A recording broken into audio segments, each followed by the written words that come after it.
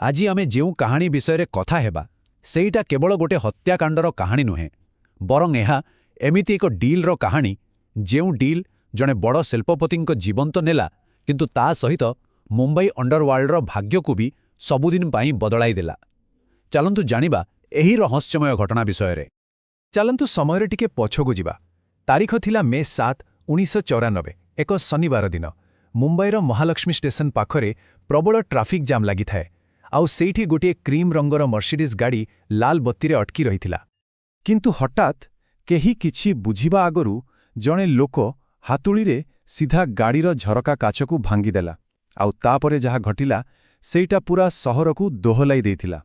ଗାଡ଼ି ଭିତରେ ବସିଥିବା ଲୋକଟି ଉପରକୁ ପଏଣ୍ଟ ବ୍ଲାଙ୍କ ରେଞ୍ଜରୁ ଲଗାତାର ଗୁଳି ବର୍ଷା କରାଗଲା।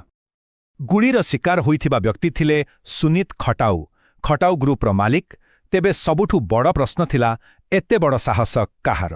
ମୁମ୍ବାଇର ଏତେ ବଡ଼ ଜଣେ ଶିଳ୍ପପତିଙ୍କୁ ଦିନ ଦ୍ୱିପ୍ରହରରେ ସମସ୍ତଙ୍କ ସାମ୍ନାରେ କିଏ ଏମିତି ହତ୍ୟା କରିପାରେ?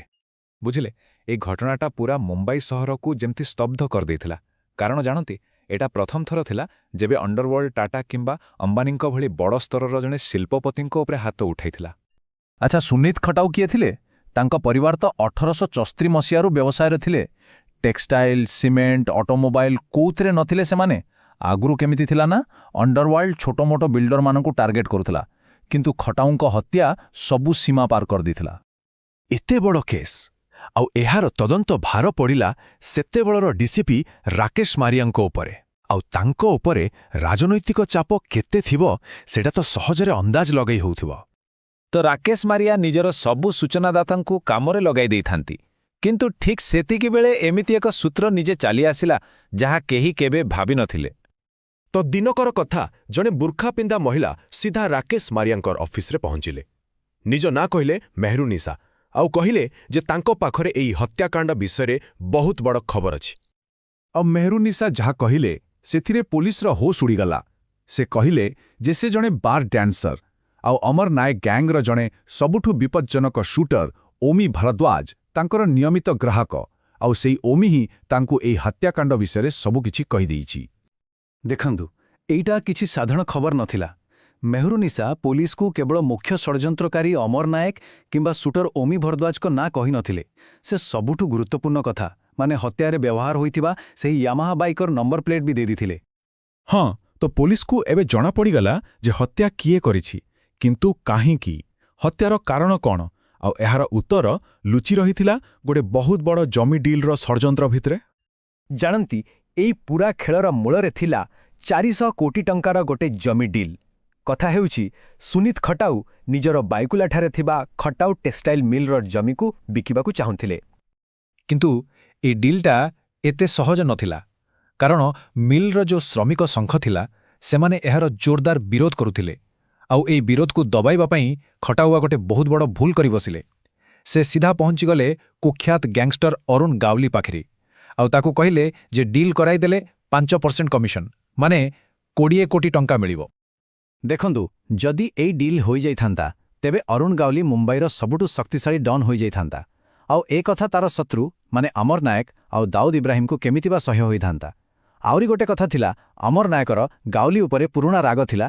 କିଛିଦିନ ତଳେ ଗାୱଲିର ଲୋକମାନେ ତା ଭାଇକୁ ଗୁଳି କରି ପକ୍ଷାଘାତ ହରିଦେଇଥିଲେ। ତେଣୁ ଗାୱଲିକୁ ଦୁର୍ବଳ କରିବା ପାଇଁ ସବୁଠୁ ଭଲ ଉପାୟ ଥିଲା ତା ଟଙ୍କାର ଉତ୍ସକୁ ହିଁ ଶେଷ କରିଦେବା, ଆଉ ସେହି ଉତ୍ସ ଥିଲେ ସୁନିତ ଖଟାଉ। ବର୍ତ୍ତମାନ ପୋଲିସ ପାଖରେ ପୂରା ଚିତ୍ର ସ୍ପଷ୍ଟ ଥିଲା। କିଏ ମାରିଛି ଆଉ କାହିଁକି ମାରିଛି ସବୁ ଜଣା। ଏବେ କେବଳ ସେମାନଙ୍କ ଧରିବାର ଥିଲା, ଆଉ ଏଥିପାଇଁ ପୋଲିସ ନିଜର ଅଭିଯାନ ଆହୁରି ଜୋରଦାର କରିଦେଲା। ମେହରୁନିସାଙ୍କ ସେଇ ଗୋଟିଏ ଟିପ୍ ପୋଲିସ ପାଇଁ ବରଦାନ ଭଳି କାମ କଲା। ଆଗାମୀ 2 ବର୍ଷ ଭିତରେ ରାକେଶ ମାରିୟାକୁ ଟିମ୍ ଗୋଟିଏ ପରେ ଗୋଟିଏ ଏନକାଉଣ୍ଟର କରି ପୂରା ହିଟ୍ ଟିମ୍କୁ ସଫା କରିଦେଲା। ଅଶେଷରେ 1996 ମସିହାରେ ଏହି ପୂରା ଘଟଣାର ମାଷ୍ଟର ମାଇଣ୍ଡ ଅମର ନାୟକ ବି ପୋଲିସ ଏନକାଉଣ୍ଟରରେ ମାରାଗଲା। ଆଚ୍ଛା, ଏଇ ଯେଉଁ ଏନକାଉଣ୍ଟର ଶବ୍ଦଟା ବାରମ୍ବାର ଆସୁଛି, ଏହା ଏକ ବିବାଦୀୟ ପ୍ରଥା। ଏଥିରେ କ'ଣ ହୁଏ ନା, ପୋଲିସ ଆଉ ଅପରାଧୀଙ୍କ ଭିତରେ ଗୁଳି ବିନିମୟ ହୁଏ, ଆଉ ସାଧାରଣତଃ ଅପରାଧୀର ମୃତ୍ୟୁ ହୁଏ। ପୋଲିସ ଏହାକୁ ଆତ୍ମରକ୍ଷା ପାଇଁ କରାଯାଇଥିବା କାର୍ଯ୍ୟାନୁଷ୍ଠାନ ବୋଲି କହେ। ଏଇ କେସ୍ରେ ବି ଠିକ୍ ସେୟା ହିଁ ହୋଇଥିଲା।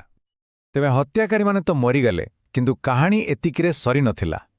ନା, ଏହି କେସ୍ର ପ୍ରକୃତ ପ୍ରଭାବ ଆଉ ଏକ ଅଲଗା ମୋଡ ନେବାକୁ ଯାଉଥିଲା, ଆଉ ସେଇଟା ହେଲା କୋର୍ଟ ରୁମ୍ରେ।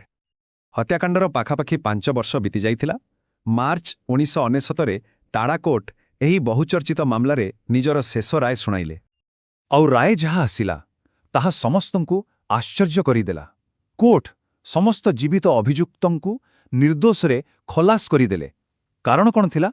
କାରଣ ଥିଲା ଯେତେ ବି ପ୍ରତ୍ୟକ୍ଷଦର୍ଶୀ ଥିଲେ ସମସ୍ତେ କୋର୍ଟରେ ନିଜ ବୟାନ ବଦଳାଇ ଦେଇଥିଲେ, ଆଉ ପୋଲିସ ତଦନ୍ତରେ ବି କିଛି ଛୋଟ ଛୋଟ ତ୍ରୁଟି ଥିଲା ବୋଲି କୁହାଗଲା। ଏହା ତ ରାକେଶ ମାରିଆ ଆଉ ତାଙ୍କ ଟିମ୍ ପାଇଁ ଗୋଟେ ବହୁତ ବଡ଼ ଝଟକା ଥିଲା, କିନ୍ତୁ ପରବର୍ତ୍ତୀ ସମୟରେ ଏହାକୁ ହିଁ ଏକ ଛଦ୍ମବେଶୀ ଆଶୀର୍ବାଦ ବୋଲି କୁହାଗଲା। କେମିତି? ଦେଖନ୍ତୁ, ଏଇ ରାୟ ଗୋଟେ କଥା ପୁରା ସ୍ପଷ୍ଟ କରିଦେଲା। ତାହା ହେଲା ଯେ ଆମର ନ୍ୟାୟିକ ବ୍ୟବସ୍ଥା ଶକ୍ତିଶାଳୀ ଗ୍ୟାଙ୍ଗଷ୍ଟରମାନଙ୍କୁ ଦୋଷୀ ସାବ୍ୟସ୍ତ କରିବାରେ ଅସମର୍ଥ। ସେମାନେ ସାକ୍ଷୀମାନଙ୍କୁ ଡରାଇ ଧମକାଇ ଆଇନର ଫାଙ୍କର ଫାଇଦା ଉଠାଇ ସହଜରେ ଖସି ଯାଇପାରିବେ। ଆଉ ଏଇ ବିଫଳତା ପରେ ମୁମ୍ବାଇ ପୋଲିସକୁ ଯେମିତି ଗୋଟେ ଅଲିଖିତ ଅନୁମତି ମିଳିଗଲା। କଥାଟା ଏମିତି ହେଲା ଯେ ଯଦି କୋର୍ଟ ନ୍ୟାୟ ଦେଇପାରୁନି ତେବେ ପୋଲିସ ରାସ୍ତାରେ ହିଁ ହିସାବ ବରାବର କରିବ। ବାସ୍, ଏହାପରେ ହିଁ ମୁମ୍ବାଇରେ ଏନକାଉଣ୍ଟର ସ୍ପେଶାଲିଷ୍ଟମାନଙ୍କର ଯୁଗ ଆରମ୍ଭ ହେଲା। ତେବେ ସୁନିତ ଖଟ୍ଟଙ୍କ ହତ୍ୟାକାଣ୍ଡ ମୁମ୍ବାଇ ପୋଲିସର କାମ କରିବାର ଶୈଳୀକୁ ସବୁଦିନ ପାଇଁ ବଦଳାଇ ଦେଲା। କିନ୍ତୁ ଏଠି ଗୋଟେ ବଡ଼ ପ୍ରଶ୍ନ ଉଠୁଛି। କ'ଣ ଗୋଟେ କୋର୍ଟ ରୁମ୍ର ବିଫଳତା ପୋଲିସକୁ, ବିଚାରପତି, ଜ୍ୟୁରି ଆଉ ଜଲ୍ଲାଦ ସବୁ